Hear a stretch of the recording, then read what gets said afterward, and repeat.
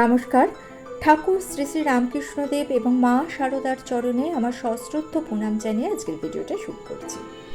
মানুষ সামাজিক জীব, তাই আমরা সবসময় আত্মীয় স্বজন বন্ধু দ্বারা পরিবেষ্টিত হয়ে থাকি।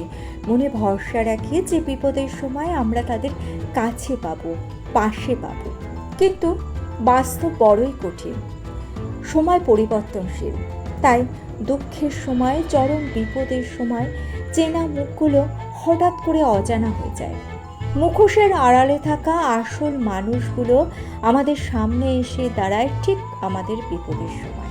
উল্টো দিকে আবার এই রকম ঘটনাও ঘটে যে সেই সময় যার কথা আপনি কখনো ভাবেননি, অর্থাৎ আপনার জীবনে তার কোনো গুরুত্বপূর্ণ ভূমিকাই ছিল না, দেখা যায় সেই আপনাকে সাহায্যের হাত বাড়িয়ে দিয়েছে। অনেক সময় একেবারে অচেনা মানুষও আপনার চরম দুঃসময়ে আপনার পাশে এসে দাঁড়িয়ে সাহায্যের হাত বাড়িয়ে দেয়। এরাই ঈশ্বরের দূত। আপনি যদি সত্যের পথে থেকে, ন্যায়ের পথে থেকে ঈশ্বরে বিশ্বাস রাখেন, তবে ঈশ্বরই আপনার কাছে সঠিক সময় সঠিক দূতকে পাঠিয়ে দেবেন। প্রত্যেকে একটু ভেবে দেখুন তো, প্রত্যেকের জীবনেই কিন্তু এই রকম ঘটনা কোনো না কোনো দিন ঠিক ঘটেছে। সুর, তাল, লয়, ছন্দ নিয়ে যেমন সঙ্গীত সৃষ্টি হয়, তেমনি ভক্তি, সাধনা ও ত্যাগের দ্বারাই আপনার ঈশ্বর প্রাপ্তি হয়। আপনার ক্ষমতার মধ্যে, সাধ্যের মধ্যে যেটুকুনি আছে সেইটুকুনি দিয়েই আপনি অসহায় মানুষদের সাহায্য করুন। ঈশ্বরের সৃষ্টি অবলা জীবদের সাহায্য। কখনো কারোর মনে আঘাত দিয়ে কারোকে ছোট করবেন না। দেখবেন আপনার সঙ্গ সকলে ত্যাগ করলেও ঈশ্বর আপনার সঙ্গ কখনো ত্যাগ করবেন না। ভুল কাজ, অসৎ কাজ করলে আপনি কিন্তু সঙ্গী অনেক পাবেন, কিন্তু মনে রাখবেন ভুল কাজের শাস্তি কিন্তু আপনার বরাদ্দ থাকবে। কেউ আপনাকে বাঁচাতে পারবে না, সে যত বড় অর্থশালী হোক না কেন, ধনশালী হোক না কেন। জীবনের কঠিন সময়ে সঠিক সিদ্ধান্ত নিতে প্রয়োজন মনের জোর, কিন্তু এই মনের জোর কোথা থেকে পাবেন? ঈশ্বরের প্রতি ভক্তি আপনাকে দেবে মনের জোর, শক্তি, সাহস, বল ও ভরসা। অনেকেই এগুলোকে বিশ্বাস করবেন না, কিন্তু একটু ভেবে দেখুন তো, আপনি কে, কোথায় ছিলেন আপনি, আর কিভাবেই বা আপনি মানুষ রূপে এই পৃথিবীতে এলেন? আপনি বলবেন সব কিছুর পেছনে আছে বিজ্ঞান, কিন্তু কে তৈরি করেছে এই বিজ্ঞান? বিজ্ঞান বলছে পৃথিবীতে ছিল শুধু জড় বস্তু, প্রাণের সঞ্চার হয়েছে অনেক অনেক পরে। কিন্তু এই কে করলো এই প্রাণের সঞ্চার?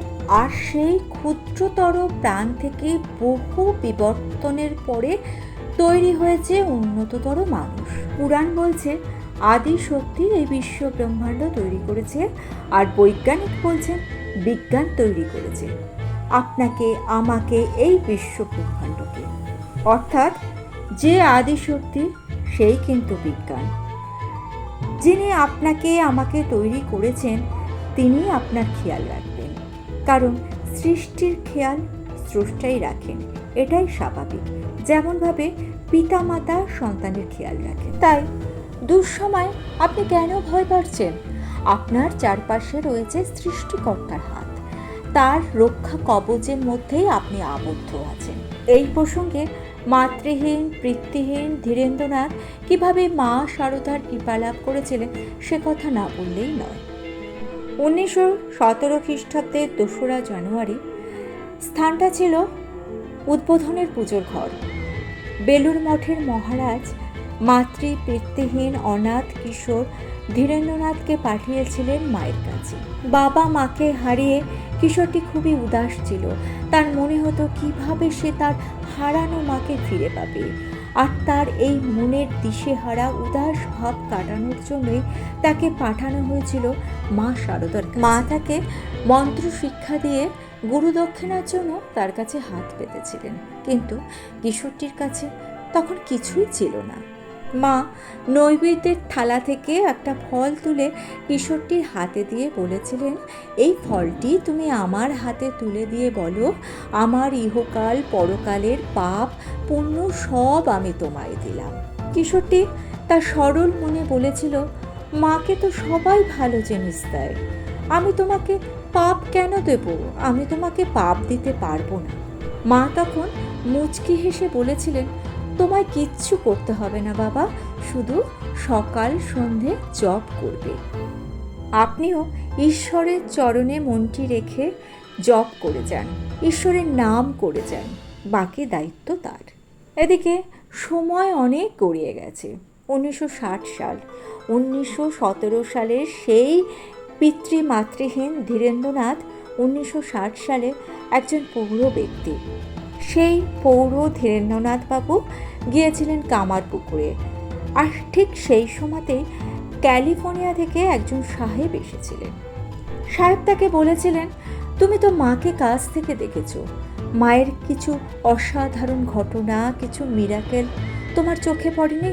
উত্তরে ধীরেন্দ্রনাথ বলেছিলেন, আপনি নিজেই তো তার একটা মিরাকেল। খুব কম সময়ে খুব কম অর্থ ব্যয় করে আমরা কলকাতা থেকে কামারপুকুর এসেছি, আর আপনি সেই ক্যালিফোর্নিয়া থেকে কামারপুকুরে হাজির হয়েছেন। এটা মায়ের কৃপা ছাড়া আর কোনো কিছু? আপনি যদি ঈশ্বরের প্রকৃত ভক্ত হয়ে উঠতে পারেন, তাহলে জীবনের কঠিন সময়ে, জীবনের দুঃসময়ে আপনি ঈশ্বরকে আপনার পাশে পাবেন। তার জন্য আড়ম্বরপূর্ণ উপাচারের পুজোর কোনো প্রয়োজন নেই। শুধুমাত্র একটু সময় করে ঈশ্বরের নাম করুন, আপনার ইষ্ট দেবতাকে স্মরণ করুন, তার পায়ে নিজেকে সমর্পণ করুন। দেখবেন আপনার কঠিন সময় আর কেউ আপনার পাশে থাকুক না থাকুক, তিনি অবশ্যই আপনার পাশে আছেন। আর ভিডিওটা ভালো লেগে থাকলে চ্যানেলটা সাবস্ক্রাইব করে নিয়ে পাশে থাকা বেল আইকনটা প্রেস করে দিয়ে অল অপশনটা ক্লিক করে দেবেন, তাহলে যখনই নতুন কোনো ভিডিও আপলোড করবো তার নোটিফিকেশন আপনাদের কাছে পৌঁছে যাবে। মা এবং ঠাকুরের চরণে আমার প্রণাম জানিয়ে আজকে এই পর্যন্তই। Thanks for watching.